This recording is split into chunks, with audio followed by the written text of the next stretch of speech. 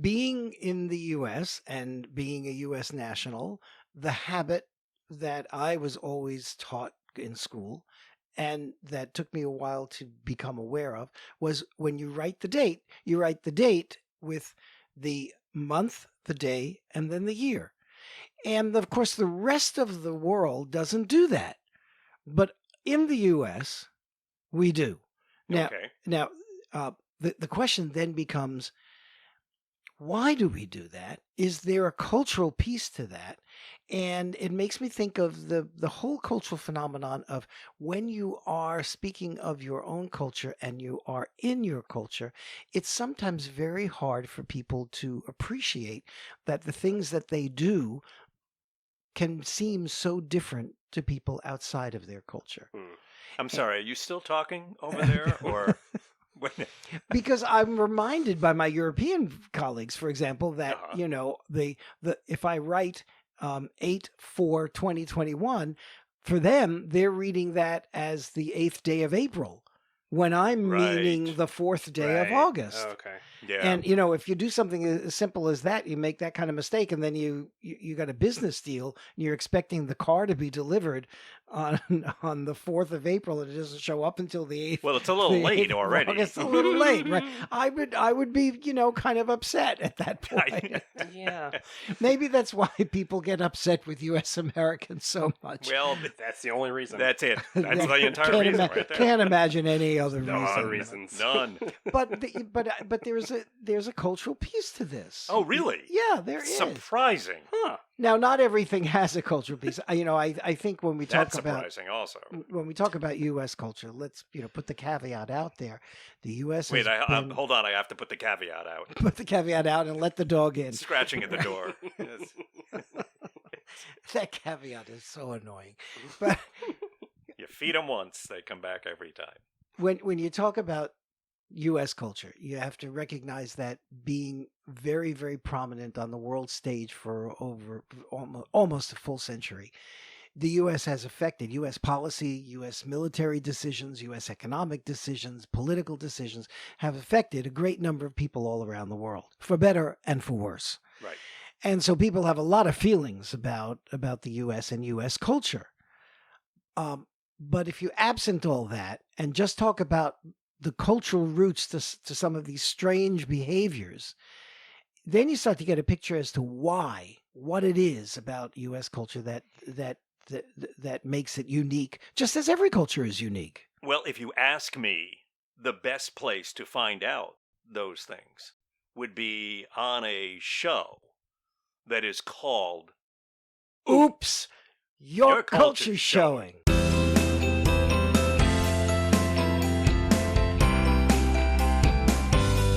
And you're Tom Peterson. I Am, and you are Dean Foster. Indeed. The last I knew, anyway. The last I checked. Okay. And all right. So, and you know who's in the studio with us today? The caveat. The caveat is in here. Let me get him out. Hold on. All right. You know who else? And Torin. Torin is Welcome, with us today. Torin. Yes. Thank you. Hello. It's good to have him back in the studio with us, and we're Good to back be in the here. studio and feeling good about it. So, Yeah. so before we went into the introductions here, we were talking about dates and how we either get it backwards or the rest of the world gets it backwards, depending on your viewpoint, I guess. And there's a cultural aspect to that, and it developed out of certain aspects that you're going to tell us about right now. Well, right? I think it's one of the many, many examples about this revolutionary aspect of U.S. culture. That U.S. culture, in order to separate itself from the mothership, which back in the 1700s was Great Britain, Yeah. had to have a revolution against Great Britain, or maybe didn't have to, but did. But we did. We did. And so it developed a mentality of rejecting that which they came from. Yeah. And there's even a term for it. Believe it or not, it's called rejectionism.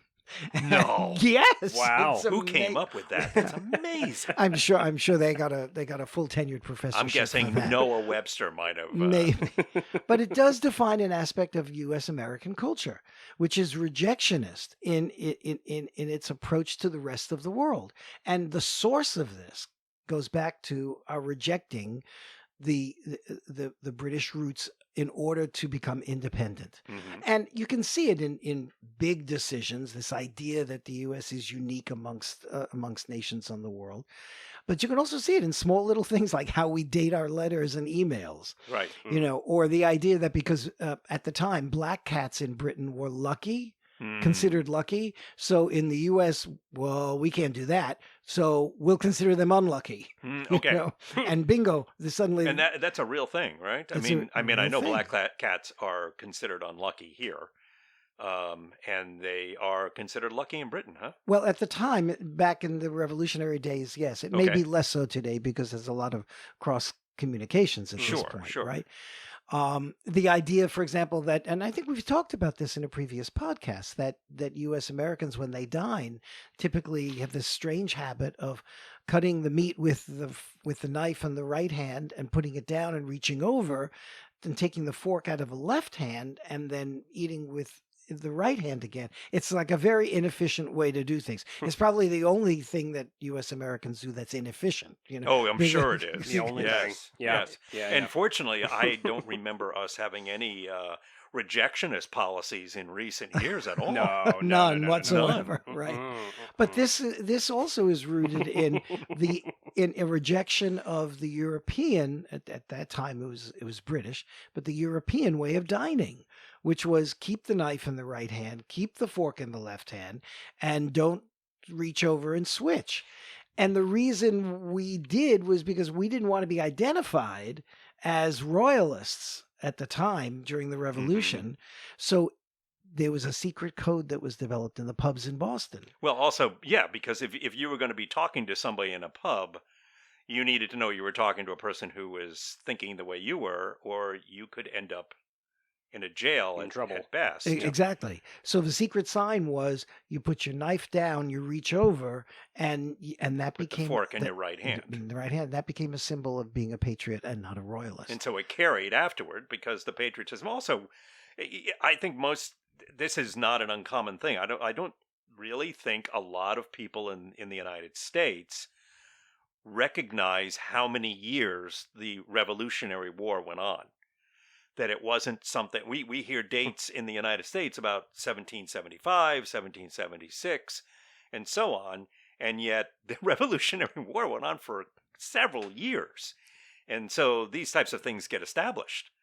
One could make the case that it's still going on in some form or another. Well, I think it's sort of the basis of right. our government, isn't it? Let's get I'm into pretty it. sure. Yes, and this whole idea of having a revolution, and We're every pretty much constantly in some form of revolution. every 4 years, or Yeah. the whole populist issue, Yeah. that developed over the last 4 years with Trump, was seen heralded as this. There were people who were actually saying, "Well, we may not support him, but at least he's trying to shake things up." Yeah.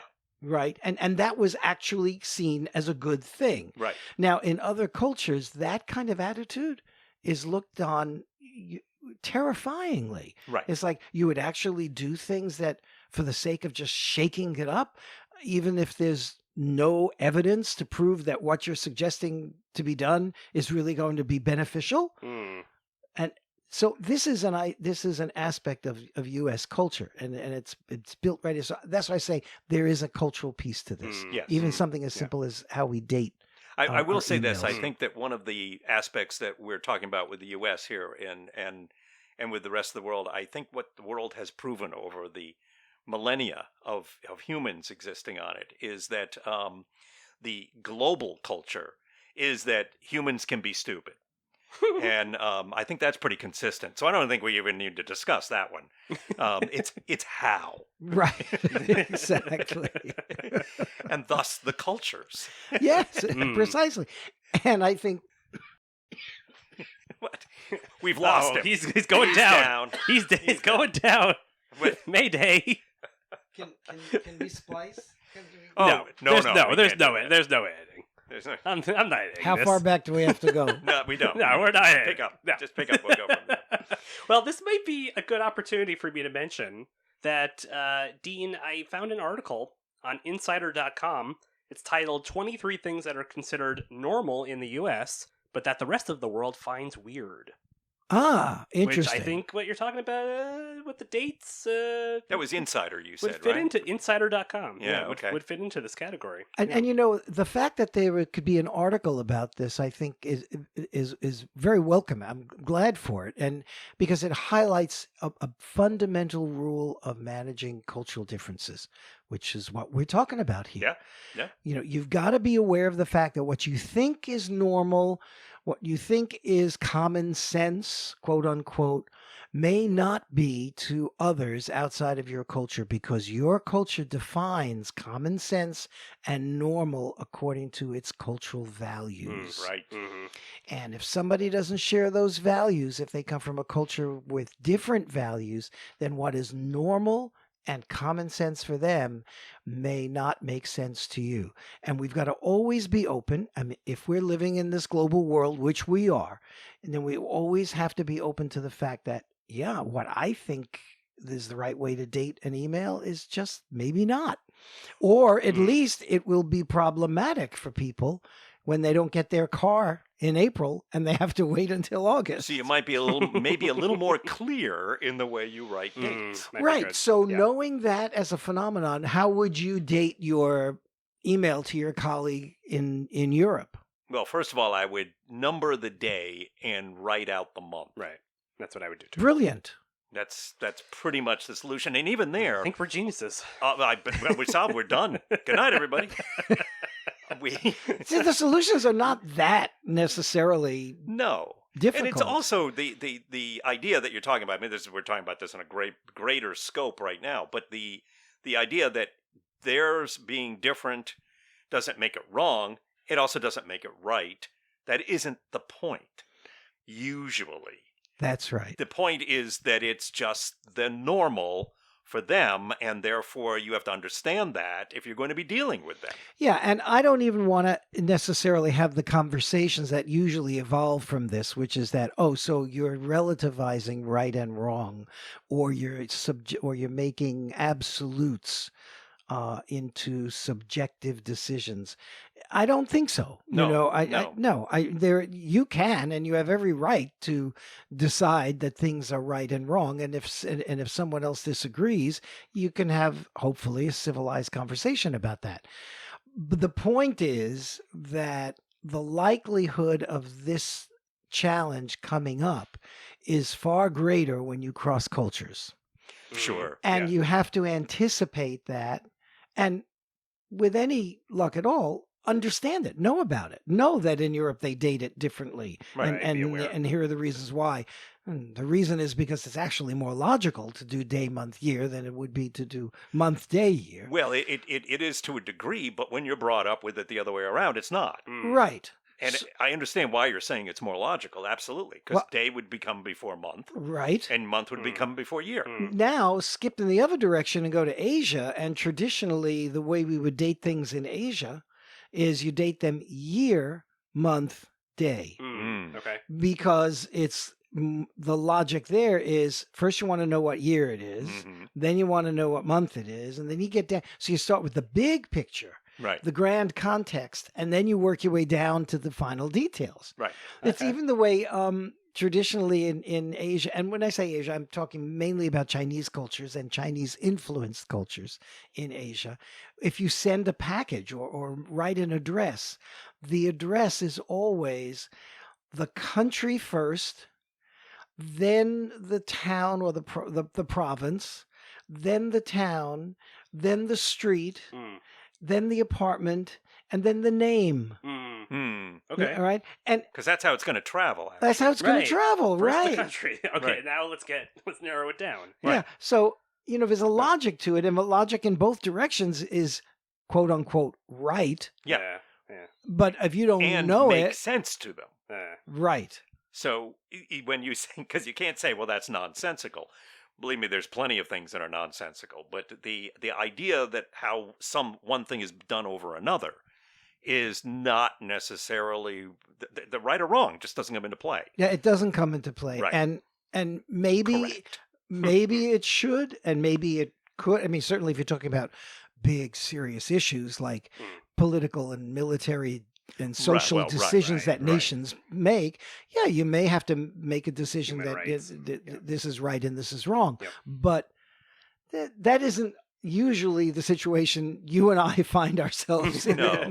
We're talking about pretty much day-to-day type of living your life type of things, as opposed to making decisions in a situation room somewhere Right. High about stakes. whether we're going to launch missiles. Yeah, That's a totally different subject. totally different subject. Yeah. Yeah. And we always tell people who are working with other cultures, look, if you can't, if you decide that another culture is reprehensible in some way, and you cannot abide the way you need to do things there, then you have a decision to make. You can either fight that, or you can choose to walk away. But if you choose to do business there, if you choose to travel there, then this question of right and wrong cannot come up. Yeah. Because the only thing you can do is understand. Well, that seems to be something that humans across the globe Have have a trouble problem with. Yeah, have trouble with it. Overall.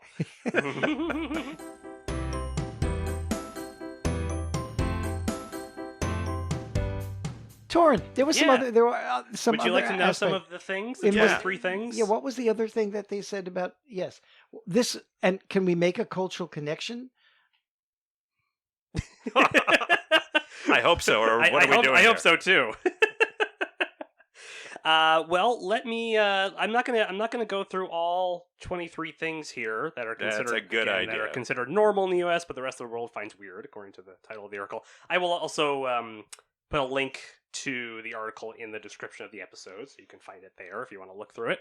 I will go down a list here and pick some out. I'll start with using money that is all the same color. Well, is there a cultural connection to that? Well, why? You Why tell do we us. have any idea why we do that? Yeah. I mean, Well, I think what they're talking about is the fact that in many other cultures, and the different denominations are more easily recognizable because they're color coded. right.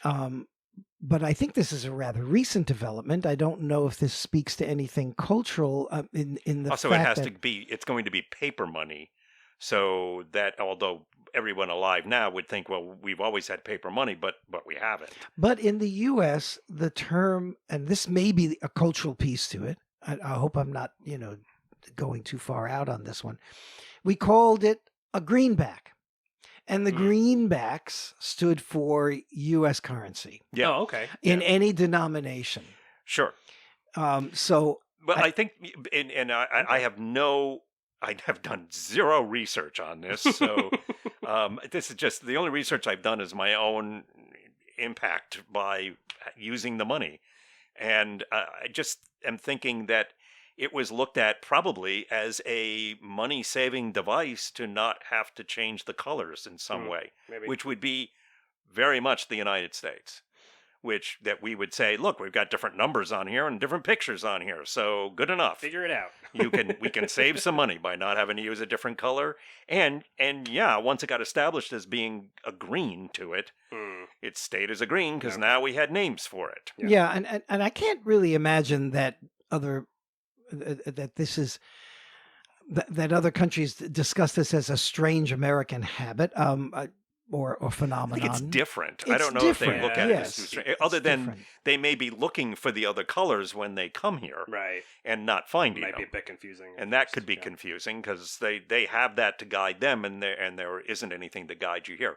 Although I will say this, in more recent paper currency, we have altered the look of the currency and have added some color to it. So somewhat, to some degree, we are drifting toward the rest of the world, or at least much of the world, with that now. And then there is that annoying aspect of foreign currency that I hear U.S. Americans complain about, which is that it doesn't fit in my wallet. Mm-hmm.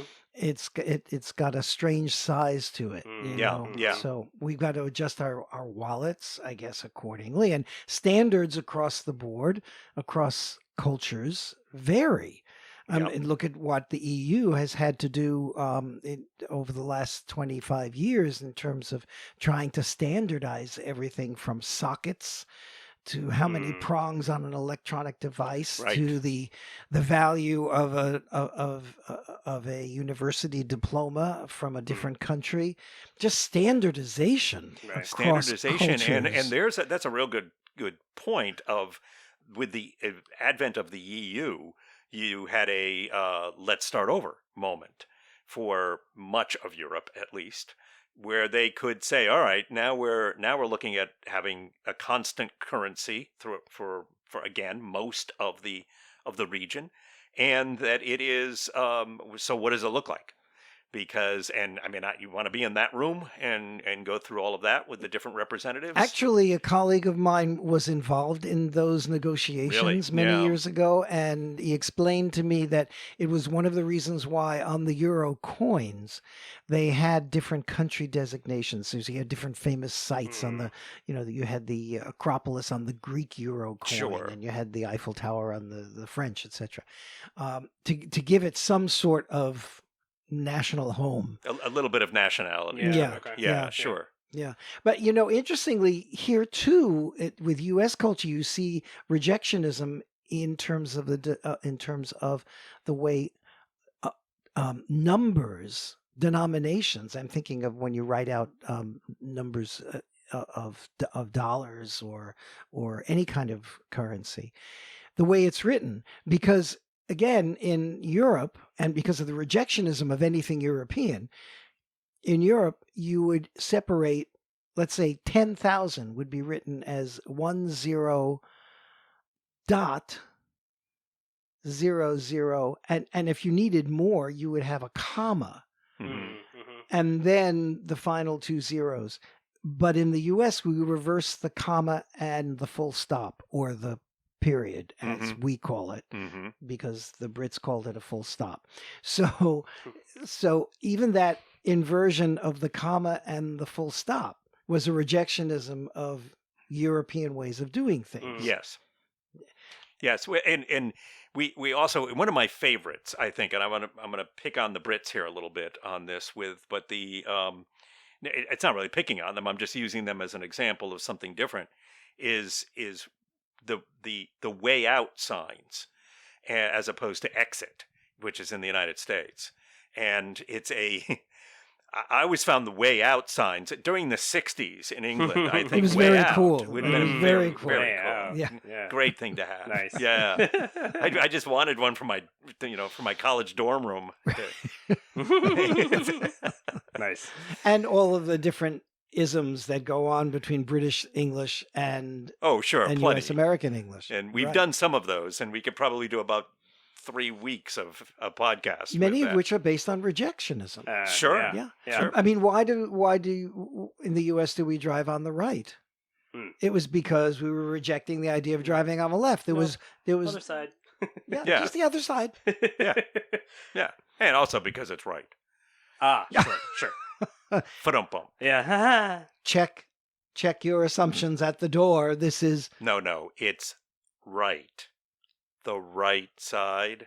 oh, you're so fast. Yeah. This is why you do what you do. That is true. This that is is true. why. It's a Torin, give us Professional another comedian? one. All right, I got another one.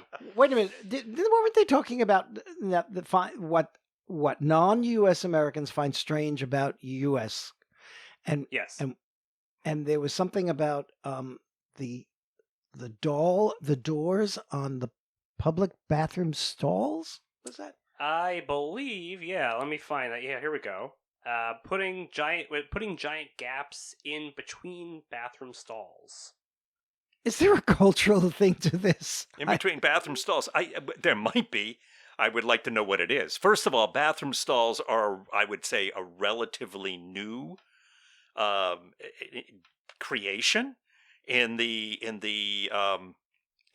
cultures. It's not because when did public bathrooms start to really crop up? I mean, I don't know. I'm not saying this because I'm now going to enlighten you with wonders of why public bathrooms were invented and so on, because I don't know any of that. Yeah. But it seems to me that back in the day, public bathroom was over there by that tree. Well, back in the day, they were public bathrooms, right? So if you're talking about public bathrooms today, you have to consider that where were these things built when we had the technology to do it? Yeah. I'm guessing public schools and other public facilities. And I think because they were public facilities, certainly in a public school, you want to be able to make sure that you can get into those stalls if you need to and break up whatever's What's going on, in there? right? Okay, Yeah, all right, yeah. yeah. And that Yeah. may be very well be it. I mean, it just may be a matter of convenience for management. Because I do find it counterintuitive to a much stronger cultural tendency in the U.S. toward individualism and privacy. Well, right, sure. So, I mean, if I were to go with just that, I would be surprised that we have Right. this acceptance of basically non-private Seems space, contradictory, yeah. non-private space in a public facility. Well, then we have to start talking about urinals and creations like that, which are not private at all. And so that's okay. Because the public space is an institution, and institutions have to be. And there have been many forms of that type of place for men to urinate. Yes. Well, That was trippingly off my tongue. Got there eventually. and any kind of public institution, Not drippingly. That was trippingly. Mhm. any kind of public institution has got to be managed / policed. Yes. Well, yeah, and where are you putting public bathrooms? You're putting them in places where the public gathers. Exactly. And in those places, if it's a store, you run into things like, are people taking things in there and then walking out Yeah, with them? That's probably where it comes from. But Okay. but proving the rule is often you often do it by looking at the opposite. So let's now go in the opposite direction and say, okay, so those may be all the reasons why it is the way it is in the States, but why is it not that way in Good let's question. say in and I think these comments are probably coming out of Europe. Why do we have stalls that do provide that kind of privacy more likely than not in Europe? I have no idea. And I think the cultural reasons here could be interesting. If there's a cultural connection, and I may be That's all right, go for it. stretching out here, but I think it has to do with the difference between the egalitarian aspect of U.S. culture and the hierarchical traditions of European cultures. Okay. So if you could afford it, if you had the status and resources that usually go along with status to have the technology of the day, a toilet for yourself, Mm-hmm. you could make it and should make it as private as possible. Mm. All right. But in the U.S., the whole egalitarian notion, when we're putting in these public toilets in the 1850s and 1900s, is that it's all going to be the same for everybody. Mm-hmm. There are no kings and queens here. Right. Right. And the overriding concern is we got to police this public institution. I think so. I think one of the things that is in this culture is also a sense of the rabble is going to use this. That is not the same rabble as they think of in Europe, let's say. Well, because if you could afford that kind of technology, you were the king of France. Right. And therefore, you were private. Right. So it didn't even come up. Here we're going, look, anybody can use this. So, but that means, you're going to get those people using it, whatever, fill in your blank for what that means. And so they want to be able to check it out and make sure that things are okay. That's right. That's right. I think that's where there is a cultural connection on this point.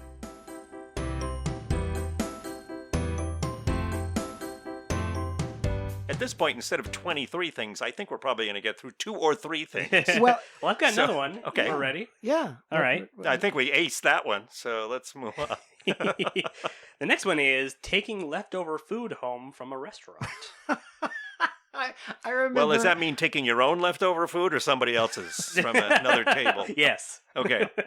I mean, I often take somebody else's food. Sure. Yeah. And are they making the statement that non-U.S. Americans find this habit strange? That Incredibly strange and even considered rude, it says. Mm-hmm. Huh.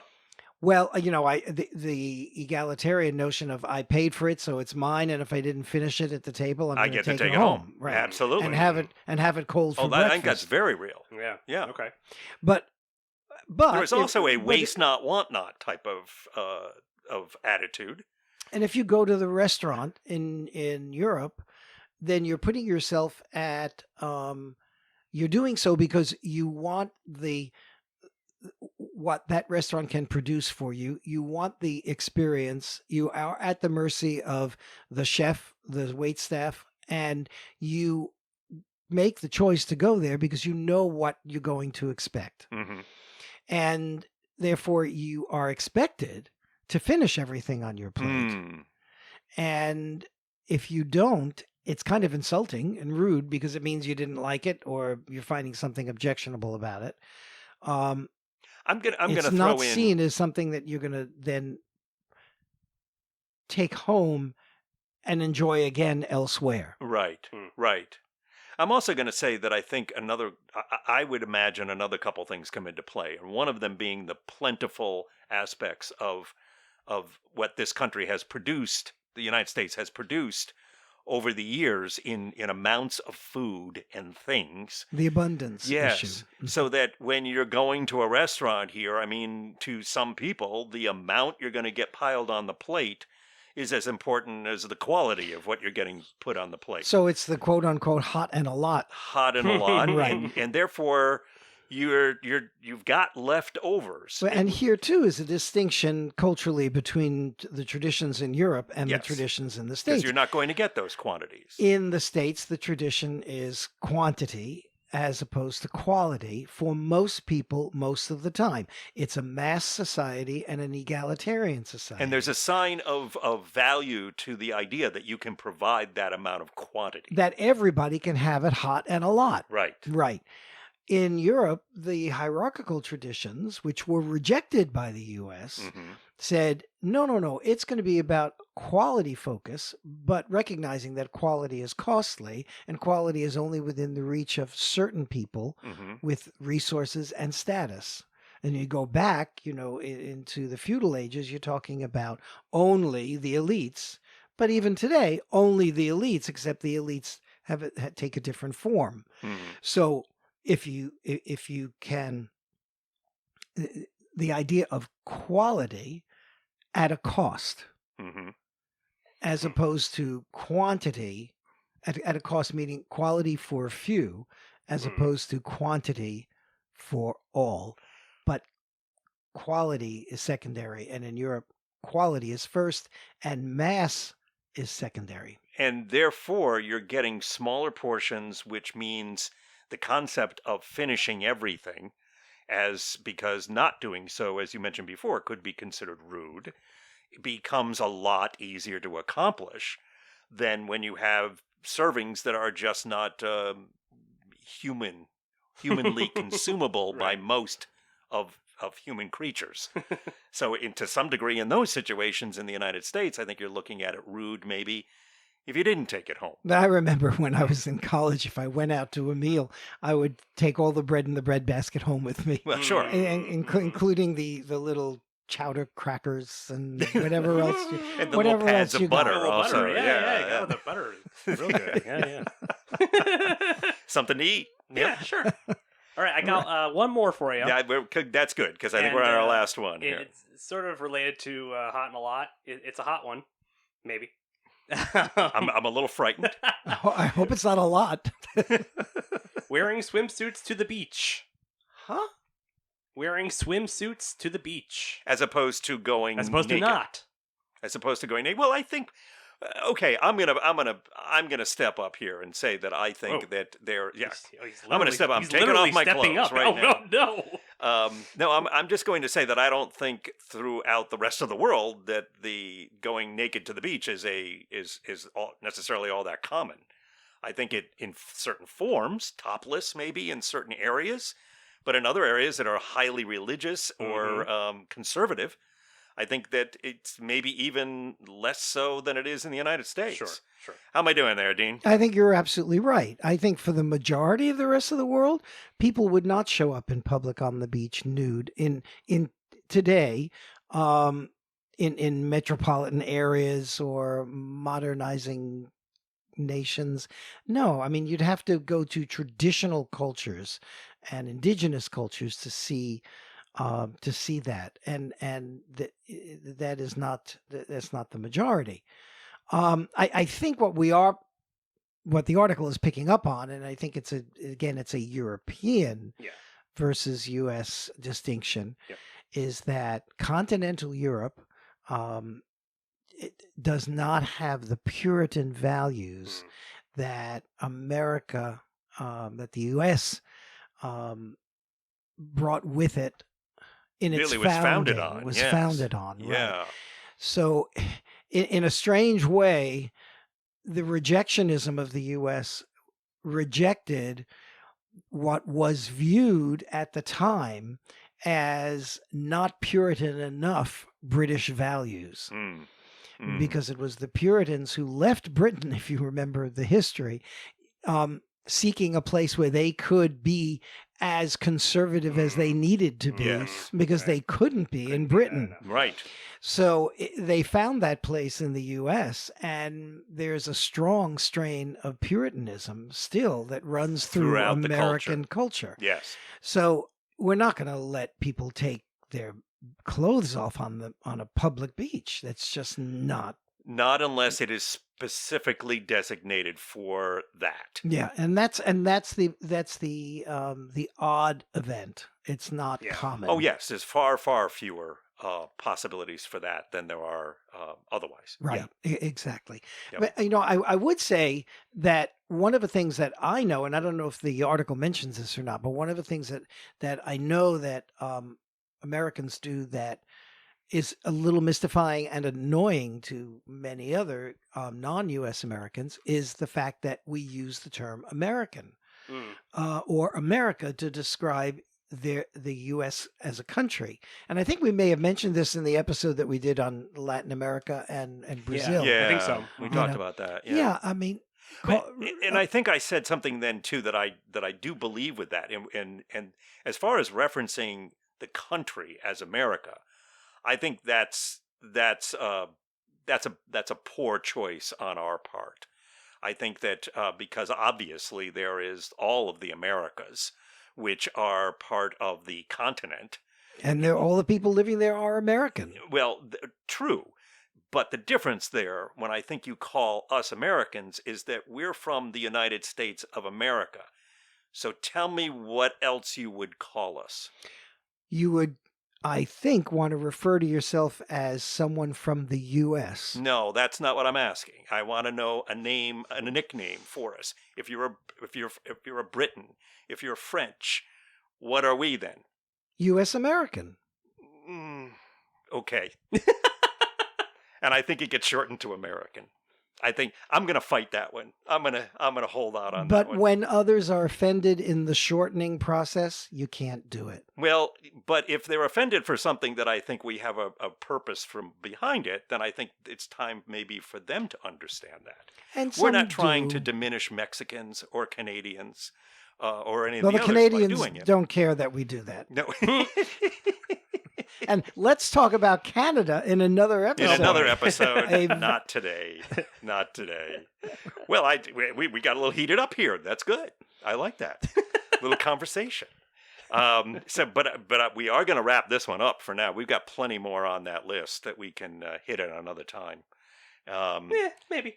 Oh, okay. Well, or not. But the moral of the story, Oh, is there a moral to it's a this story? cultural moral. How puritanical of you. That's true. I never claimed to be otherwise. Oh, well, Even I did immigrant. see you at that nude beach, but we won't talk about that. Blood and hat. What were you doing there? Oh, I don't know. There's a moral to this story. Oh, that's what I was talking Oh, about. okay. Right. He's back. The moral of the story is. What is the I moral? have no no. idea. Oh, jeez. Well, with that being said, thank you, Tor, Sure. and thank you, Dean, for your insights and your morality. As always, our moral compass. True North. That's me. Honestly, I think you just represented the U.S. morality right there quite well. I thought so We're too. not quite sure what the heck it is. So, Yeah. yes, send your cards and letters to... Does anyone Nowhere. do cards and letters anymore? No. By the way, I do want to make out that point that the currency thing is something that is not a big deal anyway because nobody's using money anyhow. exactly. Anymore. That's true. So it's So how could it possibly be a big deal for anyone? it's not. It will be a very small deal in the next 10 years. That's So, right.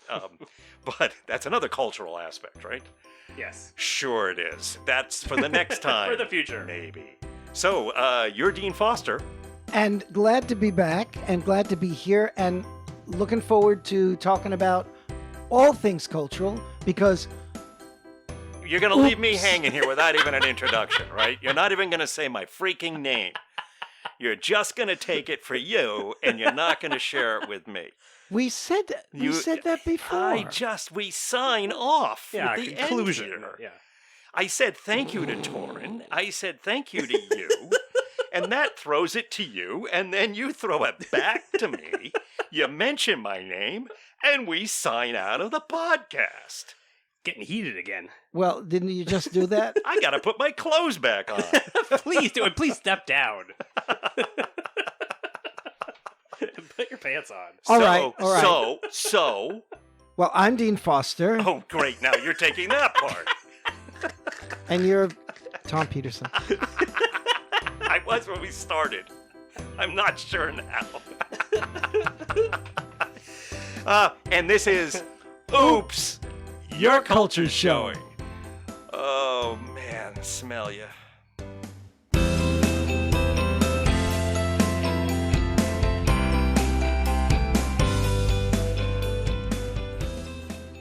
Okay, listen, the way to get hold of us is oopscultureshow@gmail.com.